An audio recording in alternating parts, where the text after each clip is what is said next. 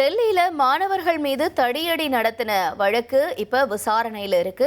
தொடர்ந்து உச்சநீதிமன்றத்துல பல்வேறு வாதங்கள் முன் வச்சுட்டு வரக்கூடிய நிலையில இப்ப உச்சநீதிமன்ற நீதிபதி தரப்புல இருந்து ஒரு உத்தரவு வெளியாகிருக்கு. மாணவர்கள் மேல எந்த கடும் நடவடிக்கையும் எடுக்கக்கூடாதுன்னு உச்சநீதிமன்றம் உத்தரவு பிறப்பிச்சிருக்கு. விவரங்களோட வெங்கடேசன் இணைஞ்சிருக்காரு செய்தியாளர்.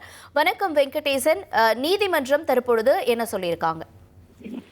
நாடு முழுவதும் நீட் வினாத்தாள் கசிவுக்கு எதிராக நடைபெற்ற போராட்டத்தில் மாணவர்கள் மீது தடியடி உள்ளிட்ட கடுமையான அடக்குமுறைகளை கையாண்ட காவல்துறைக்கு எதிராக விசாரணை நடத்த கோரி தாக்கல் செய்த ரிட் மனுக்களை உச்சநீதிமன்ற தலைமை நீதிபதி தலைமையிலான அமர்வு இன்று விசாரித்தது. இன்றைய விசாரணையில் உச்சநீதிமன்றம் இந்த விவகாரத்தில் ஒரு சிறப்பு புலனாய்வு குழு அமைக்கப்படும் என்ற ஒரு தகவலை சூசகமாக தெரிவித்துள்ளது. அந்த எஸ்ஐடிக்கு உச்சநீதிமன்ற ஓய்வு பெற்ற நீதிபதி தலைமை தாங்குவார் என்றும் ஒரு சூசகமாக தகவல் என்று தெரிவிக்கப்பட்டுள்ளது.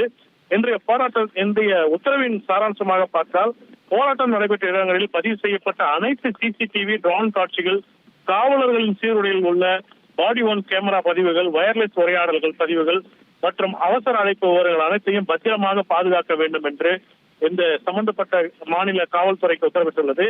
மேலும் போராட்டத்தில் ஈடுபட்ட மாணவர்களிடமிருந்து சேகரிக்கப்பட்ட புகைப்படங்கள், வீடியோக்கள் உள்ளிட்ட எந்த ஒரு டிஜிட்டல் தகவலையும் காவல்துறையினரோ அல்லது மனுதாரர்களோ பத்திரமாக வைத்திருக்க வேண்டும் என்றும் அவற்றை எக்காரணம் கொண்டு பொதுவெளிக்கு வெளியிடக்கூடாது என்று தெரிவித்துள்ளது. மேலும் போராட்டத்தில் பங்கேற்ற மாணவர்களின் பெயர்கள், முகவரி உள்ளிட்ட எந்த ஒரு தனிநபர் விவரங்களையும் செய்திகளிலோ அல்லது பொதுவெளியிலோ வெளியிடக்கூடாது என்ற உத்தரவையும் பிறப்பித்துள்ளது. மேலும் போராட்டம் நடத்திய மாணவர்கள் மீது காவல்துறை எந்த ஒரு கைது உள்ளிட்ட கடுமையான நடவடிக்கைகளை எடுக்கக்கூடாது என்றும், ஏற்கனவே குற்ற பின்னணி கொண்ட நபர்களுக்கு இந்த உத்தரவு பொருந்தாது என்றும் தெரிவித்துள்ளது.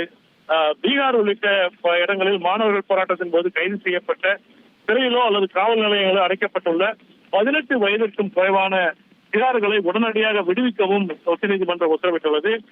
இந்த விவகாரம் தொடர்பாக விரிவான பதில் மனு தாக்கல் செய்ய டெல்லி, மத்திய பிரதேசம், மகாராஷ்டிரம், பீகார், கேரளம், உத்தரப்பிரதேசம், அசாம், மேற்கு வங்க மாநிலங்களுக்கும் உச்சநீதிமன்றம் உத்தரவிட்டுள்ளது. இனி செல்லும் இடமெல்லாம் செய்தி. தந்தை டிவியின் வாட்ஸ்அப் சேனலை ஃபாலோ பண்ணினா செல்ல இருக்கும் இடமெல்லாம் செய்தி. இதோ QR கோட் இப்பவே ஸ்கேன் பண்ணுங்க, ஃபாலோ பண்ணுங்க.